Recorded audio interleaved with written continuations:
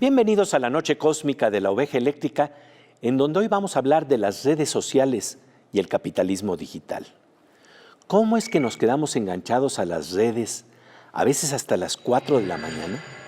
Detrás de ello hay un modelo económico que nos promete ganar tiempo a la vez que nos roba el tiempo. De ello conversaremos con Bruno Patino, presidente de la cadena franco-alemana Arte, un experto en comunicación que conoce a fondo los problemas de la economía digital, ya que fue el responsable de la transición a Internet de Le Monde y de los canales de la televisión pública francesa. Esta es la segunda parte de una interesante plática con el autor del libro La civilización de la memoria de pez, en donde investiga el desarrollo de las redes sociales, las posibilidades que abrieron, pero también investiga nuestros sesgos cognitivos y cómo se busca monetizarlos o capitalizarlos.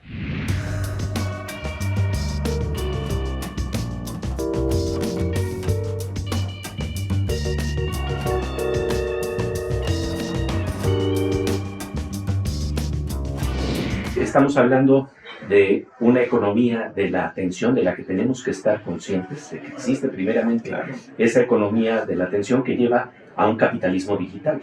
Absolutamente. En eso estamos en realidad. La economía de la atención es robarnos tiempo. Y lo que pasó es muy interesante porque estas plataformas, y yo también las manejo o las utilizo, entonces no estoy diciendo es el diablo, hay que olvidarse de todo eso, son muy útiles para millones de cosas. Pero mira, si tú pones un poco de historia, y trato en el libro de contar un poco la historia así de manera divertida, pero seria también, porque yo la he visto esta historia. Sí, pero tú has participado en ella. Claro. Y claro, hace ya 25 años atrás que estoy en ese ámbito. Pero al principio, esas plataformas se han construido, hecho, imaginado para que nosotros ganemos tiempo. Te voy a permitir entrar en contacto con amigos o gente que tiene el mismo nivel de interés que tú, y no te va a tomar tiempo, lo vas a hacer muy rápidamente. Te voy a dar una solución para encontrar muy rápidamente un contenido sobre algo que desees. Te voy a hacer, etcétera, etcétera. Pero cuando la pregunta vino de cómo se van a financiar estas compañías que nos hacen ganar tiempo porque nos dan un servicio, ¿qué hicieron? Dijeron, bueno, tenemos muchos modelos posibles y lo que está pasando en Twitter hoy día nos muestra qué es eso. El abono tal vez, o el modelo Wikipedia, que es un modelo completamente de no pago y modelo colaborativo. Y dijeron, no, necesitamos una red la más grande posible, entonces vamos a apuntar en el modelo de los medios, el modelo de la publicidad. Y entonces en ese momento pasó el principio de una transacción muy extraña. Te hacen ganar tiempo, pero al mismo tiempo ellas van a poder tener su cifra de negocio sobre el tiempo, sobre tu tiempo. Y te quieren atar a ese tiempo. Es que ahora te roban más tiempo que el tiempo que te hacen ganar. Esa transacción se volvió desequilibrada. Y en realidad nosotros hemos perdido nuestro tiempo, han tomado nuestro tiempo más que el tiempo que nos han hecho ganar. Y cada uno conoce eso. Antes de irse a dormir dice, bueno, 5 minutos más, voy a ver mis mensajes. Un capítulo más de Netflix. Sí, bueno, 5 minutos y me duermo. Y 2 horas después todavía estás en tu pantalla chequeando mensajes, yendo a Facebook, contestando en Twitter y todo eso. Entonces, y eso estábamos hablando de captología. Si nos han robado tanto tiempo, han utilizado un par de instrumentos que apuntan a las, digamos, fragilidades de nuestro cerebro, y lo hacen muy bien. Porque estimulan la dopamina, ¿no? Sí, por supuesto, es la recompensa, la dopamina que se produce cada vez que tenemos una satisfacción así en línea. Ahora, lo que es también muy peligroso es los sesgos cognitivos, que hacen que que podamos ser manipulados ideológicamente de una manera terrible sin darnos cuenta. En realidad los sesgos cognitivos primero es esa manipulación Tienes razón, pero verdaderamente los que más manipulan somos nosotros. Son nosotros mismos, el sesgo de la confirmación. Exactamente. Nosotros mismos nos manipulamos, siempre. Doy un ejemplo. En la red siempre vas a encontrar el contenido que te va a confirmar lo que tú ya pensabas. Tú piensas o pensabas. Y como esa manera de clasificar lo que estás buscando, de acelerar, amplificar lo que estás buscando, te va a dar la ilusión que lo que estás pensando lo piensa mucha gente. Y tal vez incluso la mayoría de la gente. Entonces, hay un ejercicio que yo hacía con mis estudiantes muchas veces.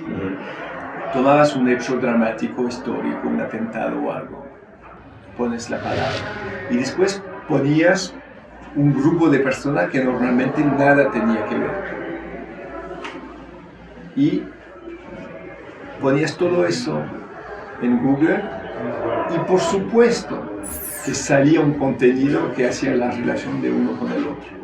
Incluso si ese contenido no tiene ningún valor, ha sido visto por una persona sobre millones de personas o 1.000 millones de personas. Entonces tú sabes que había esa idea me vino porque leí un artículo en el cual algunos mostraban que podías encontrar en la red artículos que apuntaban a los gatos como primeros responsables de algunos atentados, en realidad, que los gatos manejaban el mundo y que se podía comprobar fácilmente. Y ahí están las teorías conspiracionistas. Claro, que desde Egipto, el Imperio de Egipto, los gatos habían manipulado toda la historia de la humanidad y lo puedes encontrar eso.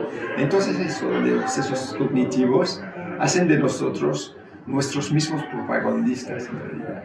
Entonces por eso en el libro yo decía, tú sabes, no sé en castellano cómo se dice, pero Santo Tomás decía que quiero verlo para creerlo. Ajá. Y nosotros siempre hemos tenido esa impresión. Ver para creer. Ver para creer, que los medios te perdían de ver y que después, como podías ver, podías creer. Ahora lo que pasa es con los sesgos cognitivos es al revés. Puedes ver lo que crees. Entonces, creer para ver. Nuestros sesgos cognitivos nos encierran en una burbuja en la que nuestras creencias determinan lo que vemos. Después del corte, seguiremos conversando con Bruno Patino sobre este interesante tema. Mientras tanto, pasamos a una sección con nuestra querida compañera Aura López, que nos habla de investigaciones de vanguardia y proyectos vinculados al conocimiento que se impulsan hoy en día en nuestro país. Pues querida Aura, como siempre, un gusto encontrarnos en estos escenarios cósmicos de la oveja eléctrica. Siempre es un gusto, Pepe. ¿Y de qué nos vas a hablar el día de hoy? Hoy les quiero platicar algo que me gusta mucho de estos tiempos que están cambiando, y es que en muchos sectores existe mayor apertura hacia la inclusión de género, como es el caso de lo que se está buscando en el sector energético con las mujeres.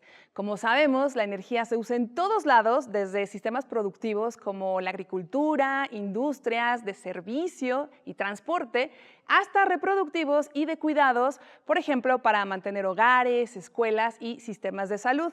E históricamente, al igual que otras áreas, este sector ha sido gestionado con la visión del género masculino, y con el fin de cambiar la perspectiva que se ha abordado a lo largo del tiempo, el CONACYT apoya la investigación e incidencia para comprender y visibilizar la participación e interacción de las mujeres en los procesos hídricos, y esto a través del Programa Nacional Estratégico de Energía y Cambio Climático.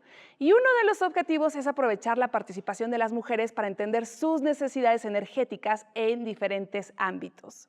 Como siempre, cuando se habla de estos temas, desde mi punto de vista, es importante aclarar que no se trata de dividir a los hombres de las mujeres o viceversa, sino a intentar crear una sociedad igualitaria de la que todos y todas seamos partícipes. Y en donde se incluya la mirada invisibilizada de la mujer históricamente, ¿no? Totalmente, Pepe. Pues como siempre, querida Aura, te agradecemos tu presencia aquí en La Oveja Eléctrica. Muchas gracias, Pepe. Muchas gracias, querida Aura. En un parpadeo cósmico volvemos a La Oveja Eléctrica para seguir conversando con Bruno Patino sobre la promesa de las redes sociales y cómo desembocamos en la ruptura de la utopía de la inteligencia colectiva en formato digital.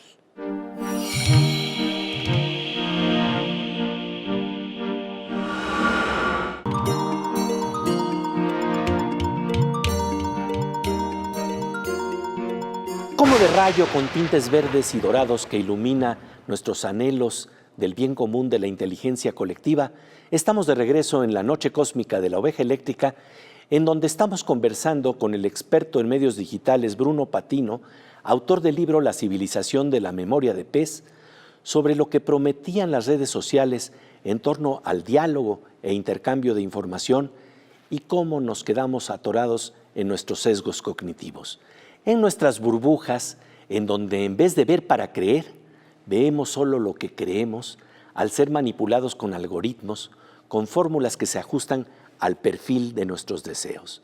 Vaya, nos dan por nuestro lado.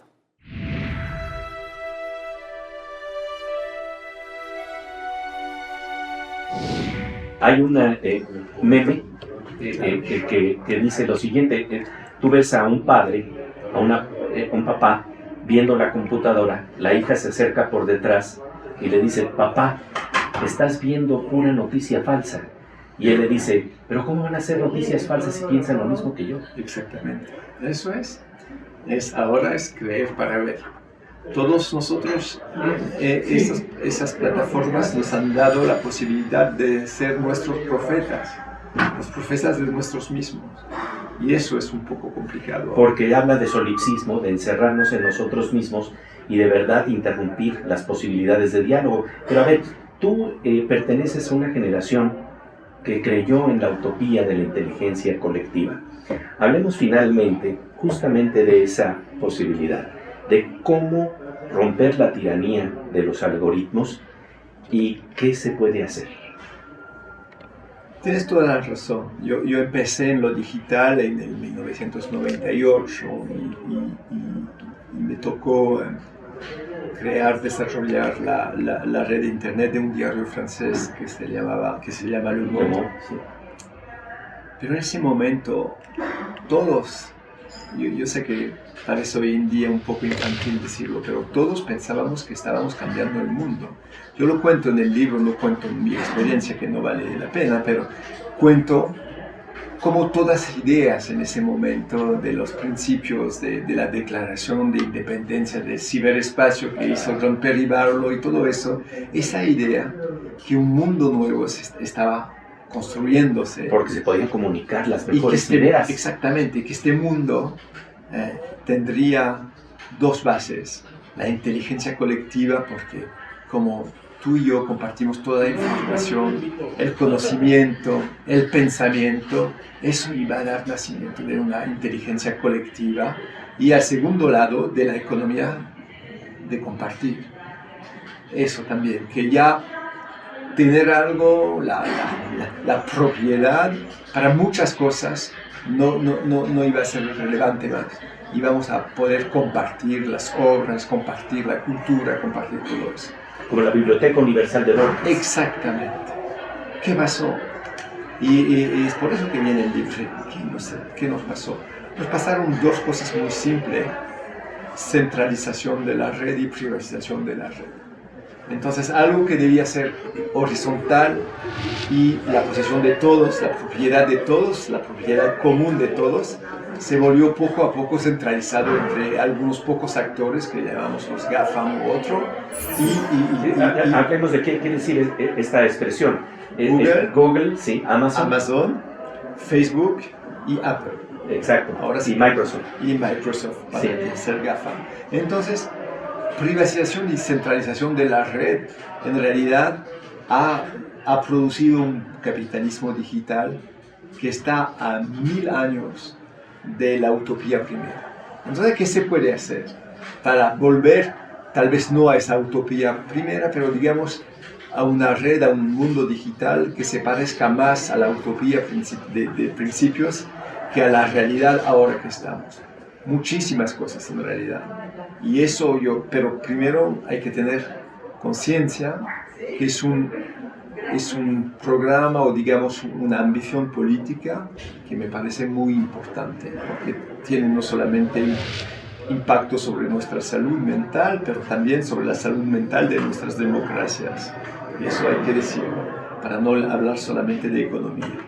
Pero bueno, estamos en el punto de vista, en el momento en que algunos piensan en leyes, otros piensan en desarrollar nuevos instrumentos que ya están más compartidos u otro. Y algunos piensan también dar gobernanzas a esas compañías para que hayan contrapoderes.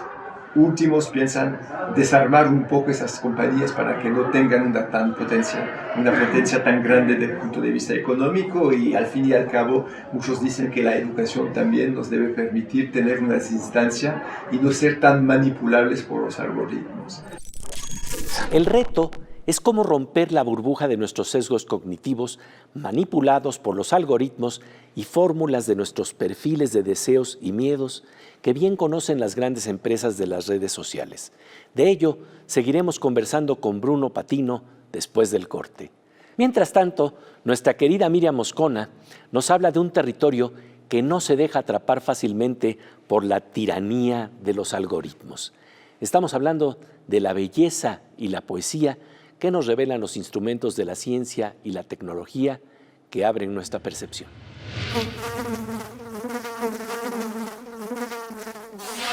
Pues querida Miriam Moscona, bienvenida de nuevo a esta nueva temporada de La Oveja Eléctrica. Qué felicidad volver, Pepe. ¿Verdad? Encontrarnos aquí y platicar de cosas que son tan importantes para nosotros. Tú sabes muy bien que el problema de la inteligencia colectiva bien organizada para el diálogo, esa era la utopía de las redes sociales. No se ha cumplido del todo, pero en la naturaleza hay ejemplos de que podrían haber otras posibilidades de organización. ¿Y de qué forma, Pepe? ¿De qué forma? Tenemos mucho que aprender de los insectos. Fíjate que las abejas, no todas son eléctricas, pero las La hay. abeja eléctrica. Se dice que fueron los primeros seres, los primeros, bueno, en este caso insectos, pero seres en general, que fueron observados bajo un microscopio por ahí del siglo XVII. Hay una fotógrafa que es una genia de las abejas, Anne Rose Fisher, que ahora ha hecho un trabajo en donde aumenta tantas veces su tamaño que al ver esas imágenes se convierten en unas desconocidas y son de una belleza y de una enorme sorpresa. Vamos a ver de qué va. En su libro Bee, Abeja, de Rosalind Fisher, se incluyen 60 imágenes de la anatomía de este insecto, con aumentos que van desde 10 a 5,000 veces su tamaño gracias a un microscopio electrónico de barrido. La fotógrafa describe a la abeja, 1, como alquimista por su capacidad de transformar el néctar en miel, 2, como arquitecta por sus construcciones perfectas y 3, como farmacéutica por todos los valiosos productos de apiterapia que nos proporciona. Y lo que vemos aquí es la antena de este insecto aumentada 3,300 veces su tamaño, convirtiendo parte de su cuerpo en una especie de campo vegetal. Y esta otra maravilla, llena de pilosidades, solo fue aumentada 190 veces, y se trata del ojo que te mira y del ojo que tú ves, aunque con tus ojos jamás lo verás como aquí lo ves. Este aguijón fue aumentado 650 veces gracias a otra imagen de la fotógrafa Anne Fisher. Se dice que el mundo dejaría de ser mundo sin ellas. Hasta la ovejita se nos puso celosa. La mirada zumbante de nuestra querida mosquita eléctrica, Miriam Moscona. Después de un parpadeo, volvemos a La Oveja Eléctrica, en donde estamos conversando con Bruno Patino sobre la economía que ha surgido en torno a nuestros procesos de atención en las redes sociales que nos encierran en las burbujas cognitivas que padecemos.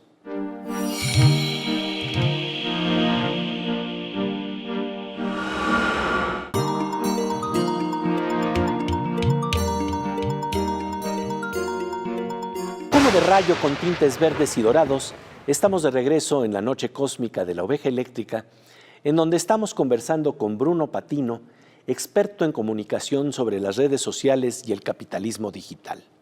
Patino es autor del libro La civilización de la memoria de pez, que señala que hay peces que tan solo tienen 8 segundos de atención y pasan a otra cosa. Pues resulta que las investigaciones señalan que en las redes sociales los seres humanos solo tenemos 9 segundos de atención y pasamos a otra cosa. Sabiendo eso, las grandes empresas de las redes buscan cómo atraparnos con mensajes que nos dan por nuestro lado. Eso nos encierra en nuestras burbujas cognitivas y destruye el ideal revolucionario de diálogo e intercambio de información que prometían las redes sociales para el avance de la civilización. ¿Cómo podemos salir de este predicamento?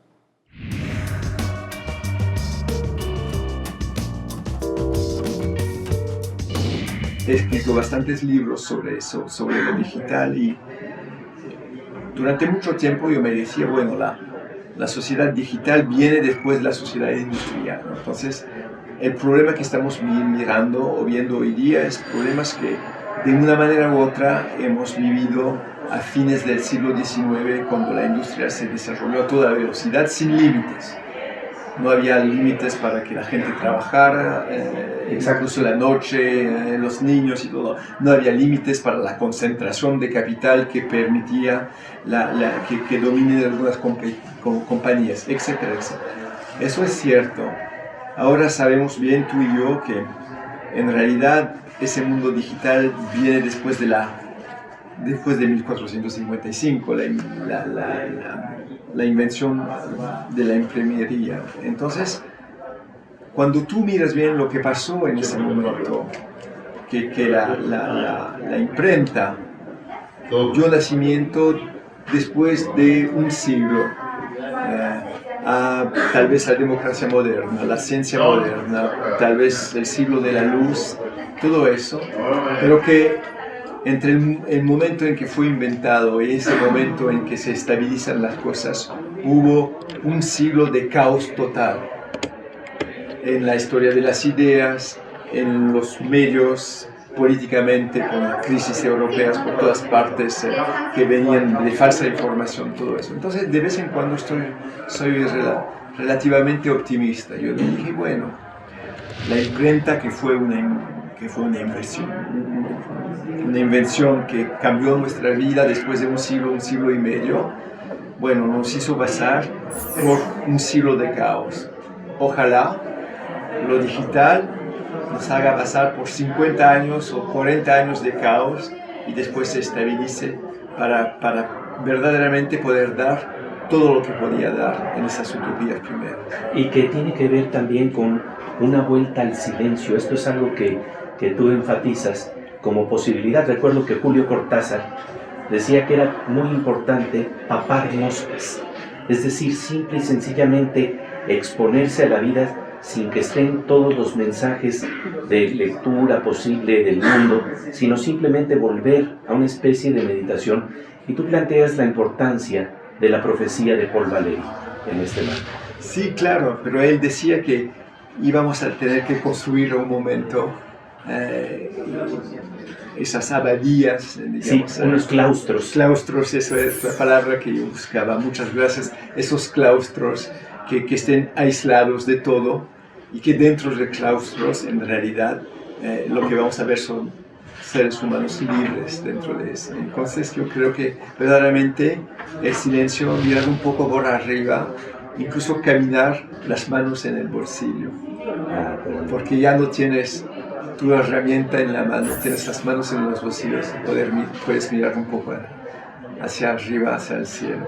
Y poder dialogar. Por eso la necesidad de, por lo menos, como decía uno de los grandes maestros de Levinas, tener 30 segundos en donde de repente te callas, pero te callas tú por dentro para escuchar algo.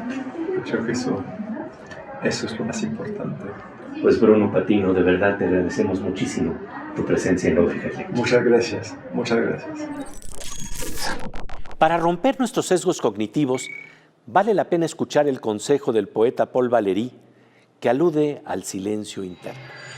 Bruno Patino subraya la necesidad de tener las manos en el bolsillo en vez de que estén constantemente en los teléfonos celulares que no soltamos, ya que sin saberlo somos adictos a la manipulación de las redes sociales. Agradecemos a Bruno Patino su reflexión tan oportuna en los tiempos que vivimos, que requieren como nunca la apertura al diálogo y a nuevas ideas. Y esa apertura se da también a través de la frescura de la música y el humor que nos trae nuestro querido Fernando Rivera Calderón en la sección Cantos Cuánticos.